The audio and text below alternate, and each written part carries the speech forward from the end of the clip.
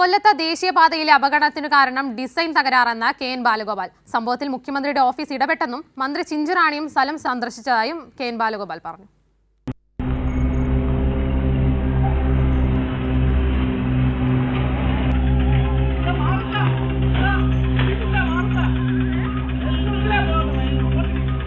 ദേശീയപാതയിലെ അശാസ്ത്രീയ നിർമ്മാണത്തിൽ വഴിയാത്രക്കാരായവർ രക്ഷപ്പെട്ടത് തലനാരിഴയ്ക്ക്. CCTV ദൃശ്യങ്ങളിൽ ഭൂമി ഇടിഞ്ഞു താഴുന്നതും വയലിലേക്ക് നീങ്ങുന്നതും കാണാം. കുരിയാടിന് സമീപം നടന്ന മണ്ണിടിച്ചിലിന് സമാനം. അടിയന്തര സാഹചര്യം കണക്കിലെടുത്ത് മന്ത്രിമാരായ കെ.എൻ. ബാലഗോപാലും ചിഞ്ചുറാണിയും സ്ഥലം സന്ദർശിച്ചു. ദേശീയപാതയിലെ അപകടത്തിന് കാരണം ഡിസൈൻ തകരാറാണെന്ന് കെ.എൻ. ബാലഗോപാൽ പറഞ്ഞു. സംഭവത്തിൽ മുഖ്യമന്ത്രിയുടെ ഓഫീസ് ഇടപെട്ടെന്നും മന്ത്രി അറിയിച്ചു.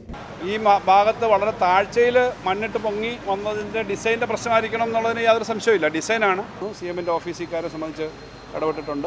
അതേസമയം തകർന്ന സർവീസ് റോഡിൽ ഗതാഗതം പുനഃസ്ഥാപിക്കുന്നതിനുള്ള നടപടി സ്വീകരിക്കാൻ ജില്ലാ കളക്ടർ നിർദ്ദേശം നൽകി. ദേശീയപാത അതോറിറ്റി ഉദ്യോഗസ്ഥരുടെയും കരാറുകാരുടെയും യോഗം കളക്ടറേറ്റിൽ ചേർന്നു.